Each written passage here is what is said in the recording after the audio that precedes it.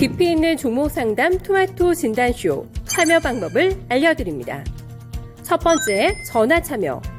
02-325-8100번으로 전화하셔서 궁금하신 종목과 매수가, 비중을 말씀해주세요.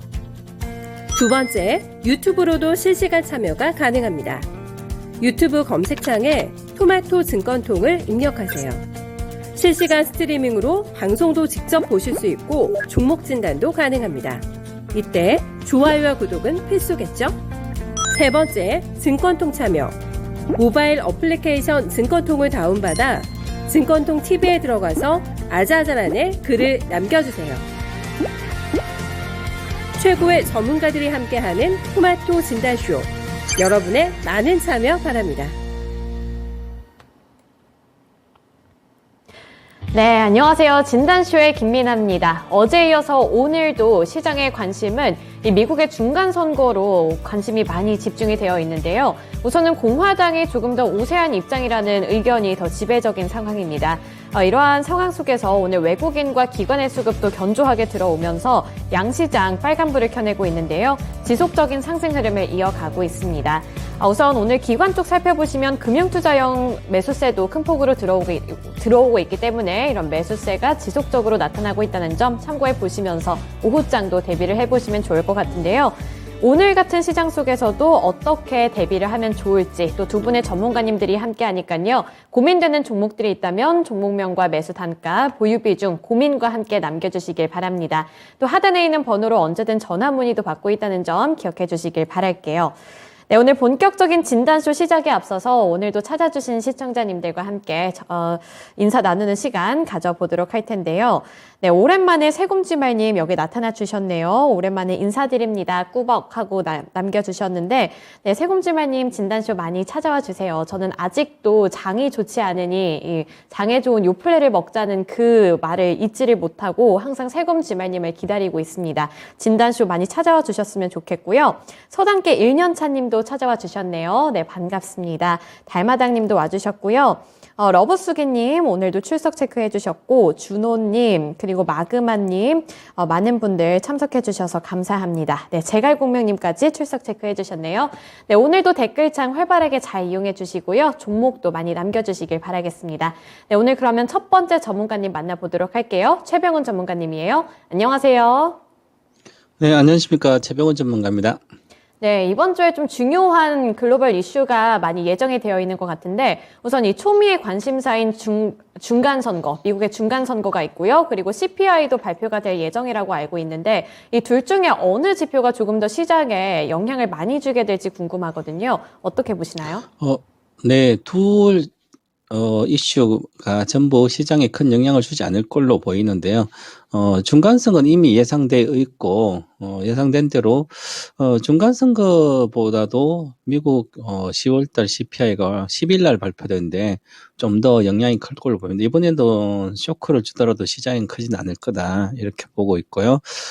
먼저, 중간선거 관련된 역대 선거 중에서, 주가와 어떤 상관관계를 이렇게 보니까, 여당이 19번 선거에서 17번 중간선거에 졌습니다.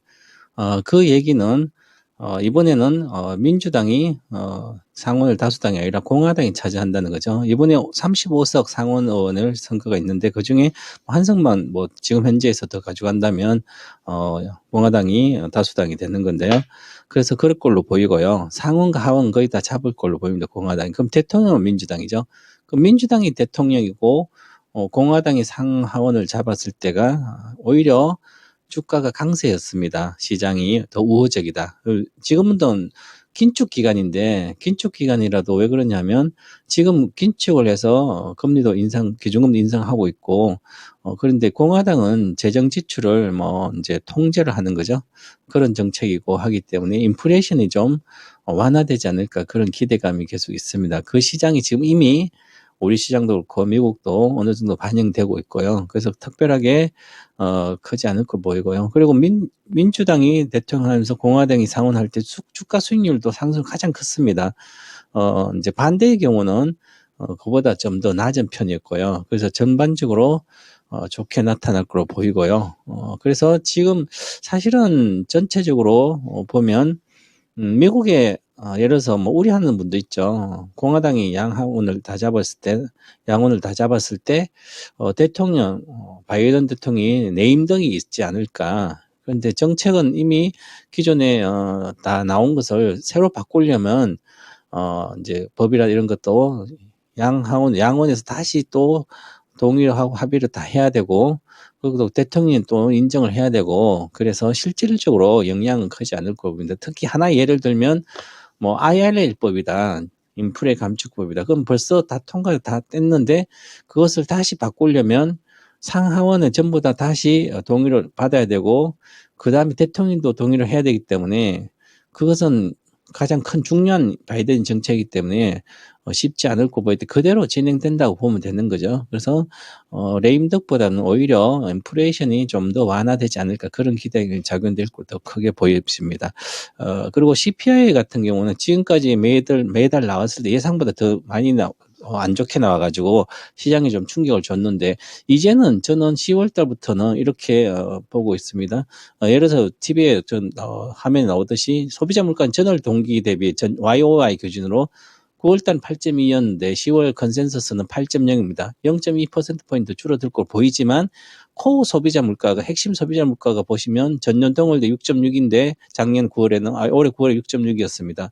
근데 예상치도 올해 지금 10월 예상 6.6이에요. 이게 만약에 6.7, 6.8로 좀 높아지고 예상보다 상회를 했다면 시장이 악재로 작용하는 거죠. 하지만 9월 달까지 그 악재로 작용했지만 지금은 이 경제 지표가 악재로 작용하지 않을 걸로 보입니다. 이 코어 소비자 물가의 핵심의 중에 이제 주택 뭐 임대료라든지 주택 가격이 있는데 지금 주택 가격이 하락 전환이 있습니다. 12년 만에 2012년도 이후 10년 만에 하락 전환했기 때문에 주택 가격이 하락 전환하고 이렇게 되면 전체적으로 코어 핵심 CPI뿐만 아니라 전체 CPI는 이제 하락이 기정사실화 되는 거예요.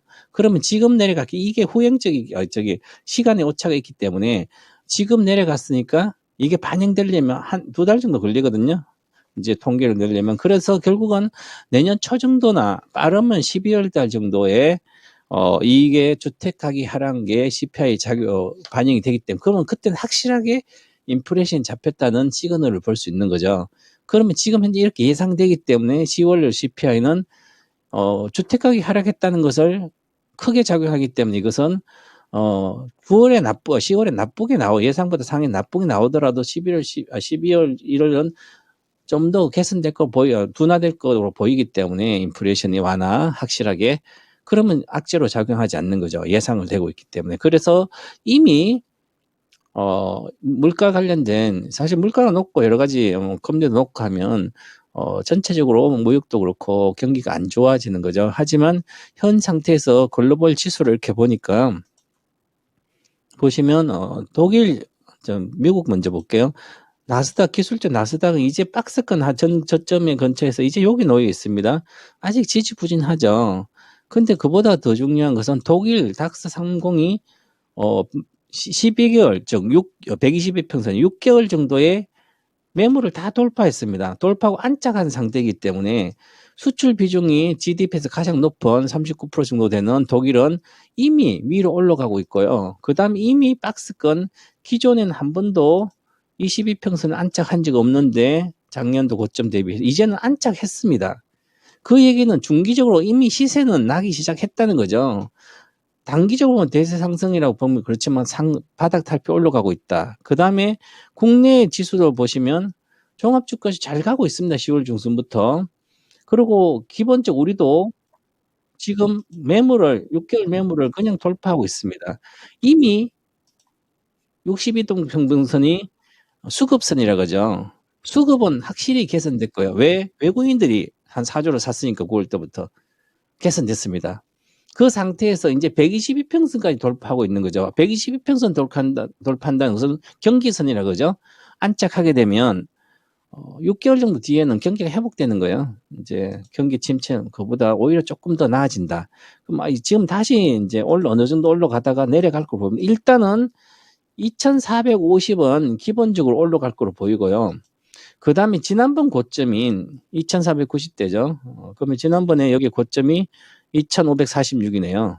좀 더 길게 보면 당연히 이것은 돌파하는 거예요. 기술적인 차트를 보면. 그래서 주봉 차트를 보시더라도 지금 못 가도 2,457원 찍을 걸로 보이고요. 그 이후에 수급선이 2,500, 2,600 가까이 있죠. 그죠? 그러면 기본적으로 이번에는 지난번 이 고점은 이번 랠리에서 연말 랠리에서 이번 고점 돌파해서 중기적 수급선까지 간다. 그러면 중기적 수급선 안착은 외국인 계속 사준다든지 그러면 그것도 돌파할 수 있겠죠. 그런 기대감이 큰 상태고요.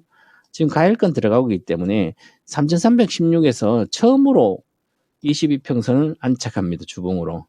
그러면 지금은 리스크가 적은 단계이기 때문에 내가 사고 싶은 주식을 그쪽 집중 투자를 하는 게 가장 좋은 전략인 것 같습니다. 이상입니다. 네, 중간 선거 그리고 CPI 관련해서 전체적으로 전망을 짚어주셨는데요. 예전에 CPI나 뭐 중간 선거가 시장에 그렇게까지 영향을 크게 주지는 않을 것이다 이렇게 평가를 내려주셨습니다. 우선 CPI 같은 경우에도 그 전까지는 시장이 굉장히 민감하게 반응을 했었는데 이번에 나오는 지표에 따라서 또 어떤 흐름으로 가게 될지 지켜는 봐야겠지만 너무 긴장하실 필요는 없을 것 같아요. 일단 오늘 아침부터 확인할 수 있었던 이 외신 보도 내용만 보더라도 UBS 쪽에서는 이제 연준 쪽에서 통화 긴축 사이클을 끝내가고 있다고 평가를 했고요. 내년 2월 정도만 되더라도 정책금리 인상이 멈출 것이라고 예상을 하면서 내년 말까지만 봐도 175bp 정도 정책금리가 인하될 것이라는 전망을 내놨습니다. 따라서 시장이 좀 이런 호재나 이런 호재적인 부분에 조금 더 민감하게 반응을 했으면 좋겠다는 생각이 드는데 앞으로의 흐름은 그래도 나오는 지표에 따라서 그래도 한번 면밀하게 살펴봐야겠죠. 네, 많은 참고가 되시길 바랍니다. 네, 이제 첫 번째 종목 진단으로 넘어가 볼 텐데요. 네, 첫 번째 종목은 러브수기님이 보내주신 종목입니다. JNK 히터고요. 6,391원에 10% 보유 비중 들고 계십니다. 이제 드디어 본전에 거의 다가와 가는데 팔아야 할지 들고 가야 할지 고민돼서 남깁니다. 목표가 부탁드려요 라고 사연을 보내주셨거든요. 그래서 6,391원에 진입을 하셨다면 정말 답답한 구간을 잘 버티셨고 드디어 이제 본전 근처까지 왔네요. 그래서 저는 이렇게 러버수기님처럼 급격하게 하락한 구간을 잘 버티신 분들을 보면 진짜 대단하다는 생각이 드는데 JNK 히터가 뭐 이번에 빈살만 왕세자 뭐 이런 사우디 수소 산업 협력과 관련해서도 모멘텀을 갖고 있는 것 같아서 조금 더 기다려보면 좋을지 궁금하신 것 같은데 목표가 어느 정도로 설정하실 건가요? 네, 목표가는 이제 미래 실적이 예측이 가능해야 목표가를 설정할 수 있습니다. 그냥 막연하게 그냥 뭐 어떤 테마로 쓴 목표가에 그런 단순한 기술적인 목표가는 제시할 수도 있고요. 이 종목은 산업용 가열로 관련된 가열로가 수소 관련된 이제 산업 관련된 수혜주가 좀 수소 충전 암모니아, 바이오가스 이런 것 쪽에서 수혜를 받고 있습니다. 근데 이 기업이 실적에 등락이 심했었죠. 이제 물론 수소 관련된 산업의 수혜를 보면 시간이 많이 걸립니다. 시간이 많이 걸리기 때문에 당장 실적으로는 이어지지 않은 거예요. 근데 이 영업이익이 과거에 19년에 173억을 했었는 적이 있고요. 70억, 21년도 13억. 그럼 작년에는 수소 테마로 많이 올라갔었어요. 보면 실제 안 돼. 그럼 올해 상반기 실적이 한 70억 정도 나왔으니까 영업이익 기준 71억 나왔죠. 그러면 하반기 그대로 나온다도 100억대 초반 정도 나오겠죠. 그러면 실적은 개선됐죠. 그럼 시가총액 보면 이게 지금 140억이라면 1,400억 10배 정도 되잖아요. 그러면 이 기계나 히터 관련된 이런 종목은 적정 주가 정도입니다. 현재가. 그래서 보시면 평균적으로 이 회사의 주식은 주로 4,000원에서 과거에 움직일 때 주로 이제 한 6,000원 이렇게 움직였죠. 작년에 2020년도 이렇게 움직이는 것은 수소 테마였죠. 수소 테마. 그러면 아직 실적을 받쳐주지 않으니까 여기 수소 테마 들어가면 결국 제자리 내려오는 거예요. 내려왔잖아요. 그죠? 4,000원대로. 장이 물론 나빠서 내려온 것도 있지만 실적이 받쳐주지 않기 때문에 그렇다는 거죠. 이 거래가 엄청나게 실려 있는 상태이기 때문에 거래에 실리고 나서 붕괴돼서 내려왔기 때문에 이 거래량을 돌파를 해야만 추세적으로 갈 수가 있는 거죠. 그럼 거래량 돌리면 시간이 들어서 보시면 여기가 단가가 7,700원, 7,500원부터 한 8,000 정도 되거든요. 그럼 내가 6,000원대 진입을 해서 사게 되면 7,500원 단가면 15%, 20%밖에 안 나는 거예요, 수익이. 목표가 가도. 이걸 그러면 돌파해서 사든지, 그럼 여기 사면 많이 빠졌다가 사니까 이게 바로 개인 투자자들이 세월이 아무리 흘러도 계좌 수익률을 못 올리고 손해본 이유가 그런 겁니다. 많이 빠졌으니까 올라가겠죠. 그럼 번전은 하고 조금 10%는 수익을 날 수는 있어요. 하지만 구조적으로 내가 큰 수익을 보기는 쉽지 않은 거예요. 그래서 저는 개인 투자한테 항상 20% 보고 주식하지 말아라. 주식을 성공하려면 뭐 집중 30% 이상 비중을 가져가서 확실하게 몇 년을 기다려더라도 몇 배를 먹을 수 있는 주식을 들어가야 된다. 그러려면 그 기업이 끊임없이 성장해야 된다. 구조적으로. 근데 이것은 수소 관련된 게 구조적으로 성장할 수는 있겠죠, 나중에. 그런데 그러면 실제로 이 히트 쪽에 하려면 기존에 사업하는 것도 잘 돼야 되고요. 그럼 기존 하는 사업들은 산업용 발전이니까 관련된 여러 가지 발전소부터 해서 그렇게 만들어지지 않고 있죠, 많이. 그러니까 그 시대는 아닌데 수소 관련돼 한다면 좀 더 좋아질 수는 있습니다. 그래서 현재 상태는 적정 주가다 이렇게 보고요. 저는 반등할 때 전략 매도 하셔서 나오시는 걸 권해드리는데, 주식은 기본적으로 이 주식은 한 7,200원 정도에서 현재 기준으로 보면 한 6,000원 정도 사이에서 움직일 걸로 보입니다. 그러면 목표가 가면 팔고 나오는데 현재 기준으로 보면 최근에 목표가 왔습니다. 단기 목표가는 6,000원 초반이니까 이 매물대잖아요. 가니까 계속 못 가고 있거든요. 여기서 내려가고 거래도 실렸는데, 그럼 지금 낮아지고 있는 상태에서 그러면 추가 하락에 대한 거죠. 시장이 좋더라도 쉽지 않다.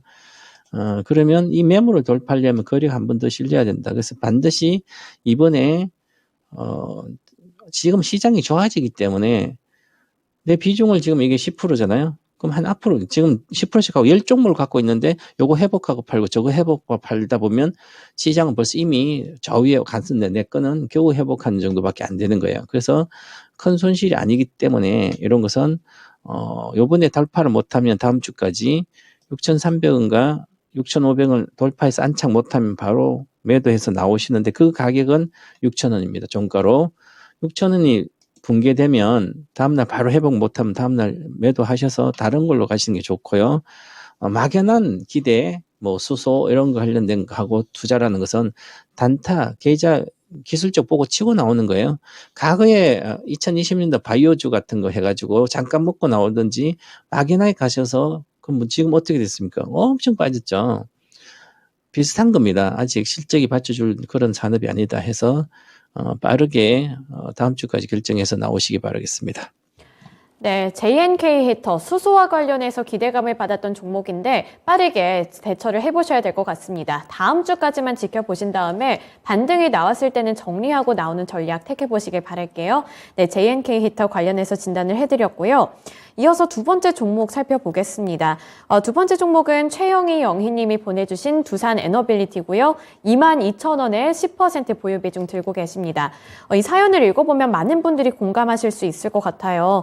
원전에 대한 이슈는 많은데 손해라서 걱정입니다. 추가 매수 시점과 매도가 부탁합니다. 라고 보내주셨거든요.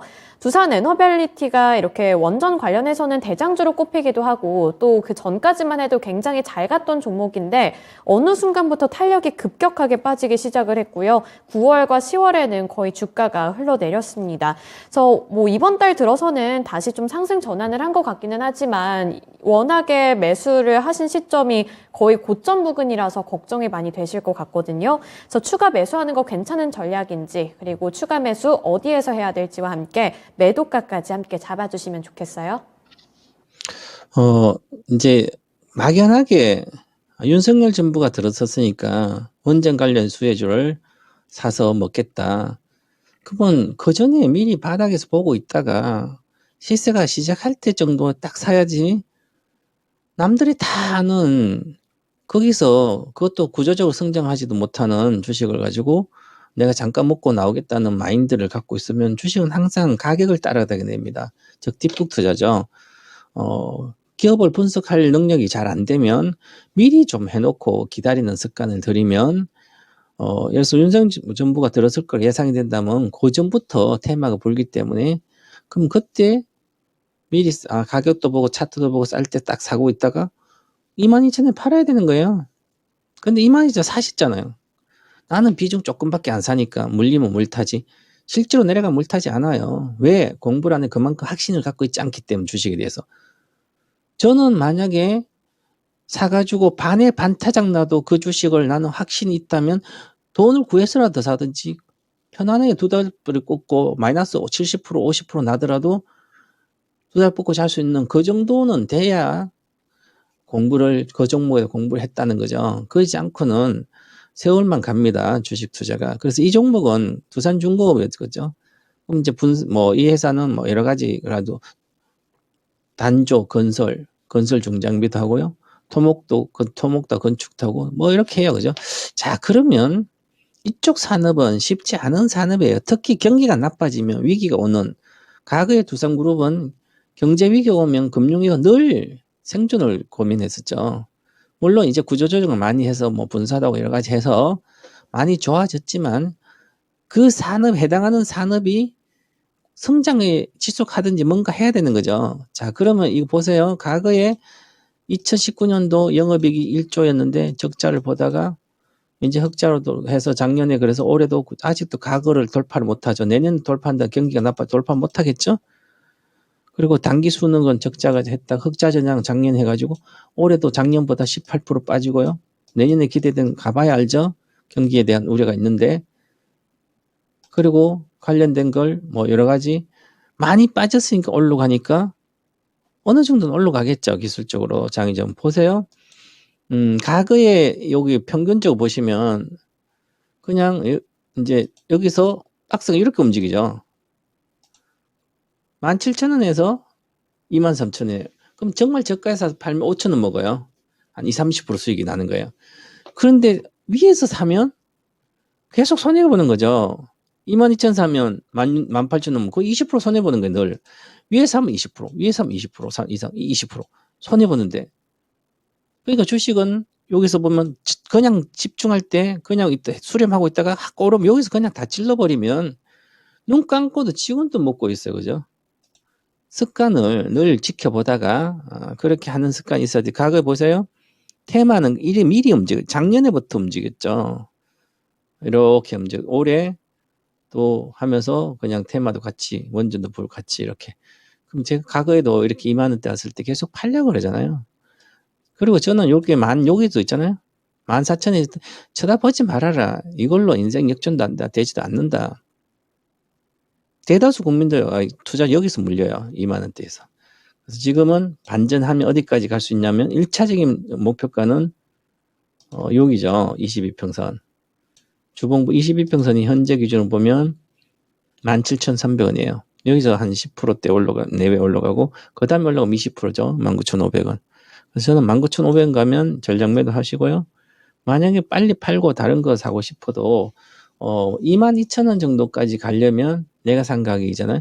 그러면 여기까지 가야 되는 거죠. 그러면 유럽 관련된 우크라이나나 여러 가지 네옴시트도 그렇고 여러 가지 관련된 수주를 좀 한다든지 확실히 뭔가 좋아져도 그까지 돌파는 쉽지 않을 걸로 보여요. 그러면 지금 시가총액이 10조거든요. 지금 8천억, 1조 정도 이 영업이익 단기 수익이 5천억, 6천억이니까 10조면 15배 정도 나오는데 이것은 성장이 미래도 쉽지 않기 때문에 한 8배 정도가 정상인 거예요. 8배면 8조 정도나 6, 8이 48, 한 5조 정도가 저는 정상이라고 보거든요. 적정 주가. 5조면 원전 지어서 한 개 짓는데 얼마나 오래 걸리고 돈이 이익이 날면 엄청 걸리는데 그러면 결국은 지금보다도 시가총액이 더 내려가야 돼요. 30% 내려간다면 만원 내외 정도가 적정 주가라고 봐야 되는 거죠. 정상적으로 보면. 그러니까 올라가기만 기대하지만 어느 정도 가면 오랫동안 돌파를 못할 걸로 보이는데요. 19,300원. 19,300원 가면 전략 매도가 나오시고 앞으로는 구조적으로 성장하지 않는 주식은 개인 투자자는 매매하시면 안 된다 이렇게 말씀드리고 반등 시 매도 의견 드리겠습니다.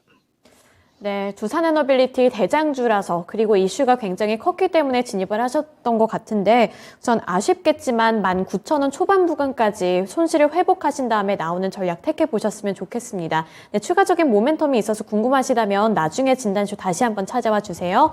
네, 이어서 빠르게 세 번째 종목 진단 넘어가 보겠습니다. 진정주린이님이 보내주신 현대약품이고요. 5,270원에 10% 보유 비중 들고 계십니다. 현대약품 만약에 최근에 진입을 하셨다면 이 치매 치료제와 관련해서 품목 허가를 획득했다는 소식 때문에 진입하신 거 아닐까 이런 추측을 하는데 현대약품이 5,040원 부근에서 움직이고 있네요. 그래서 원금 회복 플러스 수익까지 가져갈 수 있을지 전망 부탁드립니다. 네, 이 고용량 치매 치료제 국내에 이제 급등하고 그랬죠. 원래 뭐 물파스 이런 게 파는 회사였죠. 그건 제약회사. 그래서 과연 이제 이 치매 치료제 관련된 게 이렇게 해서 사실은 이제 우리가 단순히 말하면 치매는 치료를 할 수 있는 분야가 아니다. 현재까지 현대의학으로. 속도를 조금 늦춰줄 수는 있더라도, 암은 예를 들어서 치료가 되죠. 암 치료를, 암세포를 없앤다는. 이제 치매는 그런 개념이 아니고, 이제, 혈관 관련된 거라든지 여러 가지 그쪽에 있어서, 당뇨병처럼 구조적으로 없애고 치료하는 자체가 쉽지 않기 때문에 그냥 늦춰주는 그런 개념이에요. 아주 어려운 기술이죠. 치매까지 완전히 정복이 할 수 있다면, 그다음 당뇨, 혈관 관련된 질병들을 할 수 있는 가장 어려운 분야인데, 암보다. 이거를 정복을 한다면, 인간은 150살까지도 살게 하는 수도 있는 거예요. 그죠? 정말 어려운 게 과연, 이걸로 큰 걸 낼 수 있을까? 저는 부정적인 그런 데서. 그래서 기술적으로는 뭐, 이슈가 나왔는데도 별로 못 가죠. 지금은 어떤 이슈가 나오더라도 기술적으로 1조를 했다 하더라도 그거를 돌파를 못하게 됩니다. 즉 모멘텀이 없는 상태, 부재 상태라는 거죠. 바이오 시대는 10년의 바이오 사이클인데 거의 100년의 바이오 사이클은 저는 끝났다고 봅니다. 거의 100년 동안 코로나가 처음 왔잖아요. 그럼 그보다 더 큰 코로나가 와야 되는데 그러면 그 모멘텀 이상이 나오지 않는다는 거죠. 2020년도 이상의 모멘텀 앞으로는 안 나온다. 이렇게 판단한다면 관련된 주식은 사상 고점을 돌파를 못한다는 거죠. 사상 고점을 돌파 못한다면 그 주식은 매수할 가치가 없는 겁니다. 개인 투자자한테는. 왜? 사상 고점을 돌파할 수 있는 그런 종목들이 많은데 나의 적은 돈으로 왜 이것만 보고 있냐고. 그죠? 그러면 막연한 기대라는 거야. 그래서 저는 이렇게 적은 몇천 원짜리를 잘 모르는 제약 바이오주에 막연한 기대를 갖고 많이 빠졌다고 들어가면 세력이 다 빠진 주식들인데 바이오 제약은 다 세력이 빠져 있는 상태예요. 지금 올릴 수 있는 상태가 아니에요. 왜 올라가면 개인 투자 계속 몰려 있는 거 계속 매물이 나오기 때문에 누가 어떤 세력이 과연 거를 올리겠냐고요.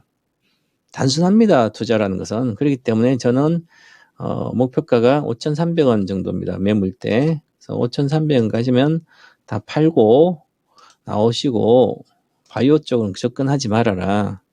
아예 관심을 꺼라. 이렇게 말씀드리겠습니다. 매도 의견 드립니다. 네, 현대약품 따끔하게 말씀을 해주셨네요. 매도 의견 주셨으니까요. 현대약품 빠르게 정리해보시고 다른 종목 꼭 찾아보셨으면 좋겠습니다. 네, 오늘 최병훈 전문가님과는 여기까지 진단해 볼게요. 오늘 말씀 고맙습니다. 감사합니다. 네, 오늘도 최병훈 전문가님과 함께 다양한 종목들 진단을 해드렸습니다. 마지막 종목이 제약바이오인데 제약바이오는 언제 생각해도 참 다루기가 힘들다는 생각이 드네요. 그래서 이슈든 어떤 거든 굉장히 더 꼼꼼하고 면밀하게 확인을 해보신 다음에 들어가야겠다는 생각이 드는 만큼 이런 부분들 잘 유의하시면서 투자해보셨으면 좋겠습니다. 네, 이제 이어서 두 번째 전문가님 만나볼 텐데요. 오늘 이광무 전문가님과는 오늘 신재생 에너지 그리고 수소 관련한 이야기를 나눠볼까 하는데 네, 댓글창을 제가 살펴보니까 많은 분들이 수소와 관련해서 활발하게 이야기를 나누고 계시더라고요. 이 수소가 참 옛날부터 신재생 하면서 같이 따라 나왔던 섹터인 것 같기는 한데 이야기는 많이 나오지만 그거에 비해서 뭔가 가시적인 결과물은 많이 없는 것 같아서 투자하기가 얘도 상당히 까다롭다 이런 생각이 드는 만큼 좀 투자 포인트를 제대로 그리고 적절한 타이밍에 잡아보는 게 굉장히 중요할 것 같다는 생각이 듭니다. 우선은 17일에 빈살만 왕세자가 방한을 한다는 소식 때문에 이 수소 관련 종목들이 또 함께 관심을 받고 있는 것 같은데 자세한 코멘트 이광무 전문가님과 함께 나눠보도록 하겠습니다. 안녕하세요. 네, 안녕하세요. 이광무 전문가입니다.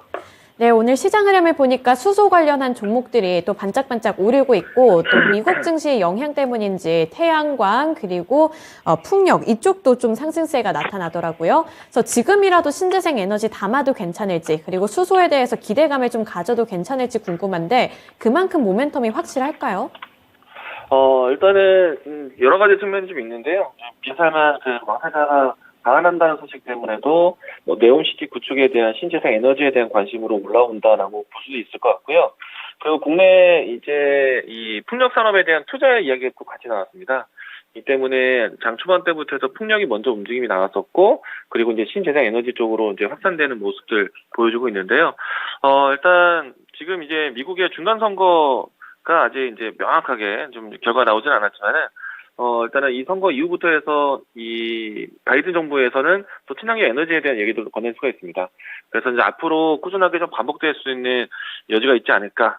미국 측면에서 이제 글로벌 투자라든지 아니면은 사우디의 네옴시티 투자라든지 그리고 국내에서도 신재생 에너지에 대한 투자 이야기들이 반복적으로 나올 수 있기 때문에 단기적인 관심이 아니라 좀 장기적인 관심에서는 신재생 에너지에 대한 관심이 좀 가도 좋지 않을까 생각을 하고 있고요.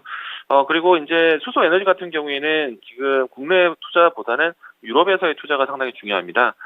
그런데 이제 어제 유럽에서의 이제 이 대체 에너지에 대한 투자 이야기들이 좀 나오기도 했었거든요. 중국과 또 이 러시아에 대한 에너지 의존도를 좀 낮추겠다라는 의사를 좀 발표를 하기도 했었는데요. 이런 내용들이 더해지기 때문에 신재생 에너지에 대한 이야기들이 오늘 단기성의 이슈가 아니라 조금은 앞으로도 좀 반복적으로 기대해 보셔도 좋을 것 같다라는 생각이 듭니다. 신재생 에너지 관련된 종목들, 풍력, 태양광, 수소, 전방위적으로 좀 긍정적으로 보셔도 좋겠다라고 이야기 드리겠습니다. 네, 신재생 에너지 관련해서 대체적으로 긍정적인 평가 내려주셨습니다. 신재생 관련해서 일단 수소 같은 경우에는 유럽에서의 투자도 중요하다고 하시니까요. 이 유럽과 관련된 소식까지도 면밀하게 체크해 보시면서 투자 포인트 잡아보시길 바랄게요. 네, 오늘 수소 관련 종목들 대체적으로 잘 가고 있는데 빈살만 왕세자의 방한 소식과 함께 유럽의 투자 소식까지 함께 체크해 보시길 바라겠습니다. 네, 이렇게 신재생 에너지 관련해서도 진단을 해드렸고요. 이어서 첫 번째 종목 진단 넘어가 보도록 하겠습니다. 네, 첫 번째 종목은 달마당님이 보내주신 삼성전기고요. 11만 7,500원에 20% 보유 비중 들고 계십니다. 장기 목표가를 얼마로 보고 가면 될까요? 질문을 남겨주셨는데 그래도 좀 기분 좋은 고민이 되실 것 같아요. 오늘도 7% 넘게 오르고 있고 이미 수익 구간에 진입을 하셨기 때문에 여기서 이제 문제는 어느 정도로 욕심을 내볼까 이 부분이 아닐까 싶은데요. 삼성전기는 목표가 어느 정도로 잡아야 손실 없이 가장 많은 수익을 들고 나올 수 있을까요? 네, 일단 오늘 가장 강한 종목 중에 한 종목인데요. 시청자분께서는 11만 7천원대 갖고 계시기 때문에 저는 지금 상승 좀 더 지켜보셔도 좋지 않을까라고 생각이 됩니다. 아마도 이제 주가의 흐름은요, 오늘 강한 움직임, 좀 시세를 크게 보이는, 모습 보이고 난 다음에, 다음에는 이제 주가 13만 5천원대에 대한 안착 여부를 좀 보이게 될 겁니다. 그래서 지금은 낙폭 과대되었던 10만원 선에서의 반등, 좀 탄력을 좀 보이고 있는데, 주가는 당장의 추가적인 상승보다는 좀 진정시키는 그런 모습도 연출되지 않을까 생각이 됩니다. 다만 이제 추세적으로 봤을 때 이 삼성전기가 지난 연중 고점이 19만 원대였거든요. 그런데 지금 올해 연말 때까지 꾸준하게 13만 원대까지 이탈하는 모습들, 10만 원 선까지 내려오는 모습들을 보여줬었기 때문에 이번 상승뿐만 아니라 이번 상승을 기점으로 해서 추세가 이제 조금씩 바뀌어가지 않을까라고 예상을 하고 있습니다. 다음에 이제 추세를 좀 돌파해야 되는 위치는요, 48,000원 라인대, 지난 박스권의 상단 위치이기도 했고요. 그리고 올 초에 박스권 하단이기도 했었습니다. 이 라인대가 중요할 것 같고요. 그리고 이제 하방 지지를 한다라면은 13만 원대에 대한 안착이 계속해서 이루어져야 되지 않을까 생각하고 있고요. 일단 삼성전기는 오늘 같은 경우에는 FC BGA에 대한 투자 이야기들이 좀 건네지면서 삼성전기에 대한 모멘텀으로 작용을 했고요. 다만 이제 이 FC BGA에 대한 모델이요, 서버용으로 삼성전기가 준비를 하고 있습니다. 일단 아직까지는 이 서버용 D램에 대한 그러니까 수요가 아직 폭발적으로 나오고 있는 때가 아니거든요. 근데 정확히 말하면은 인텔의 서버용 이 CPU가 발표되는 시점부터 해서 이제 기업들이 준비가 좀 커지지 않을까 생각되고 있는데, 삼성전기는 그 포인트를 두고 미리 준비하는 것 같다라는 생각이 듭니다. 아마도 내년부터는 반도체 업황 턴어라운드를 기대하고 있기 때문에 그 관련된 기판 사업을 하고 있는 삼성전기도 괜찮지 않을까라고 생각이 되고요. 추후에는 물론 이제 이 기판 사업들이 분사되거나 아니면은 하청으로 이동될 가능성도 있는데, 저는 현재까지는 그래도 좀 중요한 포인트다라고 생각이 되어서 일단은 삼성전기는 좀 더 모멘텀 끌고 가셔도 좋겠다라는 생각이고요. 최근에 와서 LG전자 위치가 상당히 좋거든요. LG전자 같은 경우는 전장사업부에 대한 좀 부각이 되면서 올라왔었는데, 삼성전기도 마찬가지로 전장사업화에 대한 이 기업 다변화가 좀 나올 수 있기 때문에 그 부분들 본다라면은 저는 이번에 돌리는 추세가 앞으로 좀 더 연속적으로 나타나지 않을까 생각을 하고 있습니다. 그래서 11만 원대 갖고 계시는 이 투자자분 같은 경우에는 15만 원대에서는 한 차례 정도는 좀 수익을 챙길 수도 있겠지만은 좀 더 멀게 본다라면은, 거시적으로 본다라면은 저는 한 17만 5천 원대까지도 끌고 가서 좋지 않을까. 삼성전기를 조금 장기적으로 보셔도 괜찮다라고 이야기 드리겠습니다. 네. 장기적으로 긍정적으로 평가를 해주셨네요. 그래서 시간 투자가 가능하시다면 좀 중장기적으로, 장기적으로 바라보신 다음에 아까 설정을 해주신 그 목표가에서 매도하시면서 수익 극대화 하셨으면 좋겠습니다. 네, 삼성전기 앞서 말씀해주신 이 반도체와도 엮여 있으니까요. 그러한 부분에서도 모멘텀 찾기 열심히 해보신 다음에 수익 극대화 하시길 기원하겠습니다. 네, 이어서 두 번째 종목 넘어가 볼 텐데요. 네, 두 번째 종목은 서영수 님이 보내주신 현대건설기계입니다. 54,500원에 10% 보유 비중 들고 계신데 작년에 사서 계속 물려 있다고 말씀을 해주셨네요. 그래서 매도 시점이 궁금하다고 하시는데, 제가 이 차트를 봤을 때 최근에는 굉장히 무섭게 치고 올라가고 있기 때문에 기분이 좋지 않으실까 이 생각을 하다가 이제 매수를 한 시점을 보니까 작년이라는 걸 보고 약간 마음이 조금 조급해지기도 하고, 이러다 또 빠지는 거 아닌가 좀 긴장이 되기도 하거든요. 그래서 49,000원 부근인데 원금 회복까지 가능할지 우선 진단해 주시고요. 그 다음에 이제 어느 정도 구간에서 매도를 하면 좋을지도 잡아주세요. 일단은 좀 오랜 기간 동안에 좀 끌려오신 것이 좀 안타깝다라는 생각이 좀 들고 있는데요. 현대건설기계 최근에 좀 단기 상승 각도가 상당히 빠릅니다. 저점이 이제 3만 원대부터 해서 지금 현재 5만 원 근처까지 올라왔는데, 대체적으로 한 70% 가까이 좀 올라왔죠. 일단 아마도 추가적인 상승에 대한 기대감을 가지고 있지만은 단기적인 추세가 곧장 이루어질 것 같지는 않습니다. 좀 안정적인 좀 시간을 좀 가지고 진행되지 않을까라고 생각이 되고요. 그리고 아마도 이제 3만 원대, 4만 원대 접근하셨던 분들 같은 경우에는 지금 현재 위치에서 차익 실현을 좀 준비하고 있는 대기자들이 많을 거라고 생각을 합니다. 단기간으로 빨리 올라왔고요. 그리고 모멘텀 자체가 건설 업황에 대한 주택지표 개선이라든가 이런 부분들이 좀 좋아지면서 올라온 것이 아니라 우크라이나 재건이라든지 아니면 네옴시티 테마라든지 이런 부분들 단기적인 모멘텀들이 좀 부각이 되면서 올라왔었기 때문에 아마도 일정한 시간에서는 차익 실현 시간을 좀 경험하지 않을까, 주가가 좀 주춤하는 모습도 보이지 않을까 예상을 합니다. 다만 이제 54,000원대에서 지금 정리하기엔 조금 아쉽다는 생각은 좀 들고 있거든요. 그래서 단번에 올라오진 않겠지만은 시간을 좀 차츰 가진다면 54,000원 근처까지 추가적인 상승도 가능하지 않을까 생각을 합니다. 지금 미국에서 중간선거 이후부터 해서는 북미의 인프라 투자가 좀 늘어날 수 있거든요. 그런데 현대건설기계 같은 경우에는 북미 시장 진출도 준비를 하고 있었기 때문에 충분히 좀 가능성이 있지 않을까 생각을 하고 있고요. 그리고 현대건설기계 최근에 올라왔었던 이 네옴시티라든지 우크라이나 재건에 대한 이슈, 물론 지금은 테마적인 성향이 좀 강하지만은 좀 먼 미래에 이 우크라이나 재건에 대한 이슈가 좀 가까워진다라면은 현대건설기계는 조금 주도적인 면모를 보일 수 있지 않을까라고 생각을 합니다. 그래서 지금은 단기 탄력이 좀 컸기 때문에 차익 실현 물량이 좀 나올 수가 있습니다.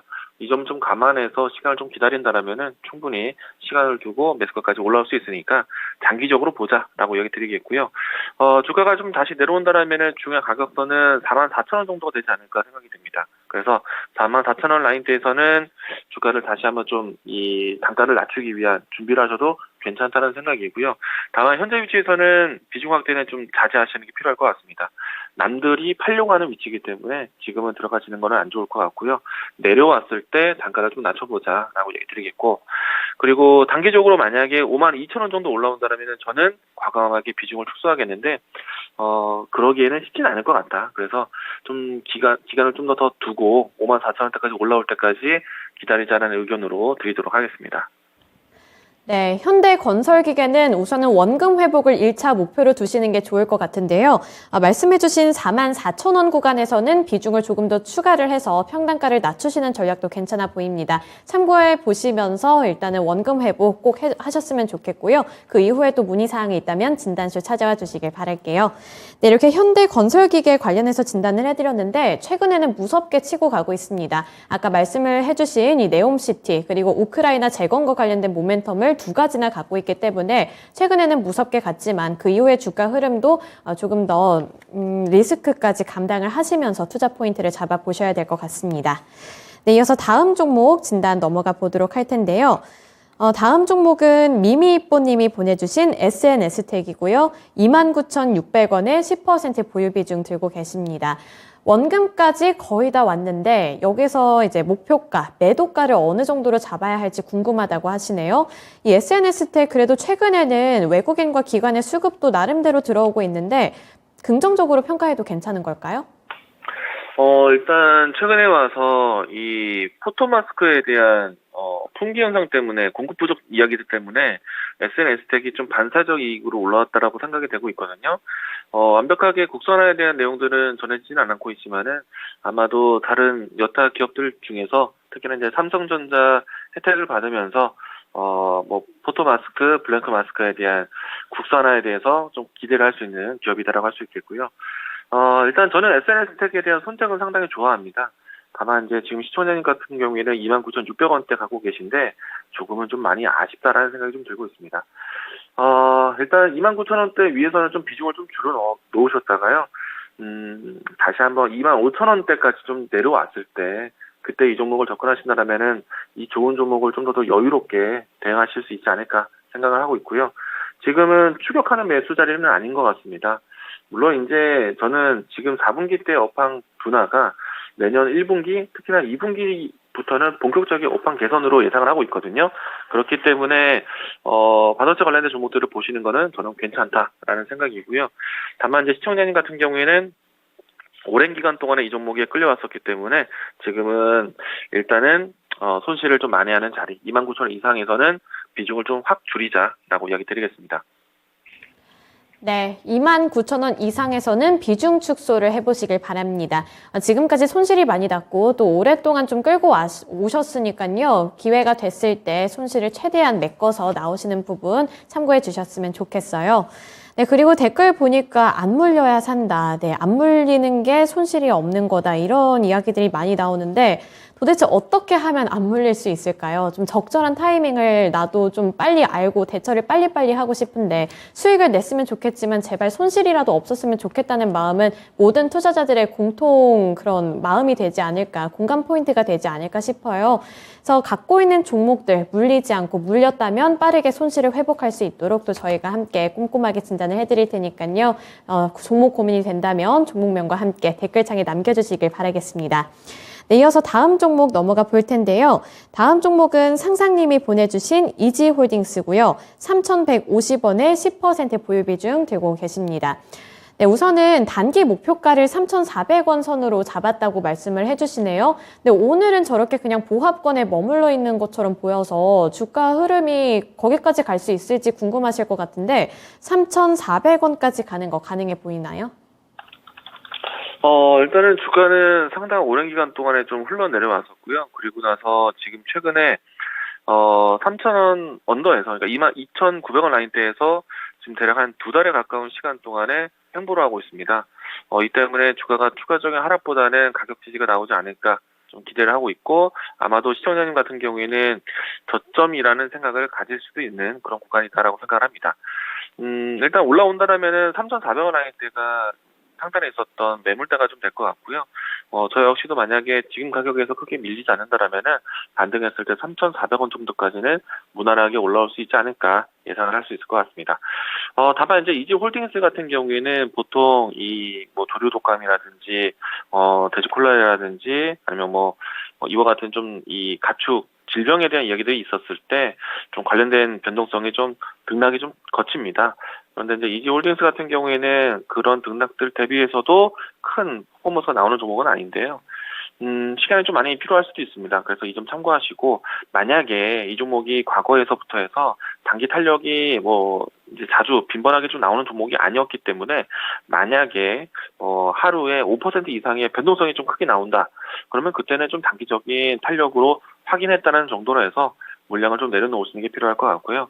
이 종목은 오히려 천천히 가는 게 필요합니다. 그래서 만약에 단기적인 움직임이 크게 나왔을 때는 이상 변동으로 보시고 좀 이 차익 실현 혹은 물량 축소 과정으로 대응하셨으면 좋겠습니다. 지금은 홀딩 의견 드리도록 하겠습니다. 네, 지금은 우선 보유 의견 주셨습니다. 이지홀딩스 관련해서 보유 의견 주셨으니까요. 나중에 타이밍을 잘 보신 다음에 매도 타이밍 잘 잡아보시길 바랍니다. 네, 이지홀딩스 사료 관련한 종목 진단해 드렸고요. 제 다음 종목은 이한준 님이 보내주신 앞타바이오고요. 14,800원에 30% 보유 비중 들고 계시네요. 네, 오늘 4% 넘게 하락하고 있습니다. 그래서 14,000원 초반 부근에 간당간당하게 좀 남아있는데 오늘도 하락이라서 굉장히 답답하신가 봐요. 그래서 어떻게 하면 좋을지 진단 부탁드린다고 말씀을 해주셨는데 차트를 보니까 최근에 진입을 하신 거 아닐까 이런 생각도 들고 매도 타이밍을 놓치셔서 더 마음이 조급해지실 것 같다는 생각도 들거든요. 그래서 앞타바이오는 어느 정도 구간에서 매도를 하는 게 괜찮을까요? 일단 바이오 종목들이 눈에 띄는 그런 이벤트가 없다 보니까 각자 바이오 기업들이 개별적으로 신약 발표라든지 임상 진행 과정이라든지 이와 같은 이벤트가 있었을 때만 좀 주목을 받는 것 같습니다. 그렇게 본다면 바이오 종목 이슈 뉴스가 있는 종목들만 좀 먼저 보시는 게 필요할 것 같고요. 일단 앞타바이오는 최근에 어떤 특정한 뉴스가 있었다라고 보이지는 않네요. 그래서 저는 개인적으로 앞타바이오에 대한 특정한 뉴스가 나올 때까지는 좀 꼼짝마 위치가 되지 않을까 생각이 좀 되고요. 최근에 나왔었던 이상에 대한 과정에서도 조금 긍정적인 내용이 나올 때까지는 좀 기다려야 되지 않을까 생각을 하고 있습니다.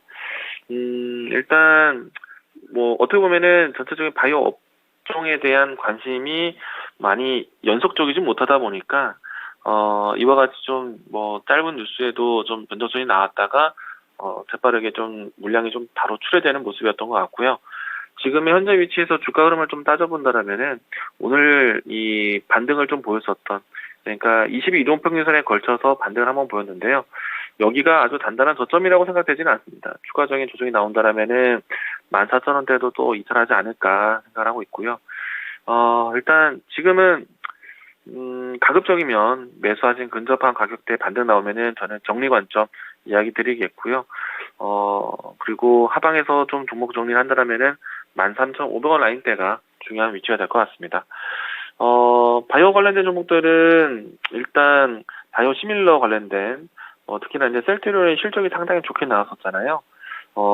이 북미 지역에서의 이 바이오 시밀러 제품군들이 많이 이제 수요가 늘어날 것이다라는 전망까지, 그리고 2021년도 때부터 해서 2022년도 특히나 이제 내년도에 바이오 시밀러 신약들이 많이 특허가 만료가 되거든요. 그런 기점에 대한 뉴스들이 좀 더 연속적으로 나올 때 바이오 종목들이 그때 힘을 더 쓰지 않을까. 그래서 저는 지금의 현재 위치에서는 가급적이면은 바이오 종목들 선택이 쉽지는 않다. 뉴스가 명확하게 나왔을 때만 보자라고 얘기 드리겠습니다. 개인적으로 앞타바이오 종목 괜찮긴 한데 시기상 바이오 종목들이 많이 눈에 띄는 시장은 아니다라고 이야기 드리겠습니다. 삼성바이오, 루이스, 셀트리온 중점으로만 보시고요. 나머지 바이오 종목들은 차기에 바이오 업황이 좀 좀 더 눈에 띌 때 그때 보자. 앞타바이오는 반등하면은 정리하자라고 이야기 드리겠습니다. 네, 앞타바이오는 모멘텀 부재가 지금 장애물이 되고 있는 것 같아요. 그래서 일단은 뚜렷한 모멘텀이 나와야 할 것 같은데 제약바이오주를 전체적으로 봤을 때 아직까지는 좀 기대를 해보기에는 어렵지 않을까 싶으니까요. 대장주를 제외하고서는 제약바이오주들은 조금 더 신중하게 투자 포인트를 잡아보셔야 될 것 같습니다. 앞타바이오 여기서 반등 움직임이 나타나지 않는다면 정리하는 전략 택해보시길 바랄게요. 네, 오늘 이광무 전문가님과는 여기까지 진단해 보겠습니다. 오늘 말씀 고맙습니다. 네, 고맙습니다. 네, 오늘은 굉장히 이제 매수가 근처까지 올라온 종목들도 많이 올라온 것 같고 예상외로 제약바이오주들 갖고 계신 분들도 진단을 많이 넘겨주신 것 같아요. 그래서 최근에 시장이 그래도 그 전보다는 나쁘지 않게 흘러가고 있다 보니까 여기서 조금 더 마음이 졸여지기도 하고 어떻게 해야 이거를 원금 회복을 할 수 있을까? 그리고 원금 회복까지 가능했다면 여기서 수익을 챙겨갈 수 있을까? 이렇게 궁금하신 분들이 많은 것 같은데 지금까지 전해드린 꿀팁들이 많은 도움이 됐으면 좋겠습니다. 그리고 지금 시장 상황 잠깐만 살펴보자면 아직까지도 외국인과 기관이 유가증권 시장에서는 큰 폭으로 매수 물량을 키워나가고 있거든요. 특히 금융투자형 매수세도 꾸준히 들어오고 있고요. 여전히 1%대 상승세 나타내는 가운데 코스닥 지수 마찬가지로 710포인트 선에서 잘 움직이고 있습니다. 오후장까지도 이렇게 좀 수급이 뒷받침이 됐으면 좋겠다는 생각이 드는데 앞서 초반에 살펴봤던 것처럼 CPI 그리고 중간 선거도 무시할 수는 없으니까요. 이번 주 이슈 체킹까지 끝까지 하시면서 잘 대응 전략 잡아보셨으면 좋겠습니다. 네, 지금까지 투자판에 대한 도움 정보를 드렸습니다. 하지만 특정 종목의 상승과 하락을 보장하지는 않는다는 점 기억해 주세요. 오늘도 시청해 주셔서 고맙습니다.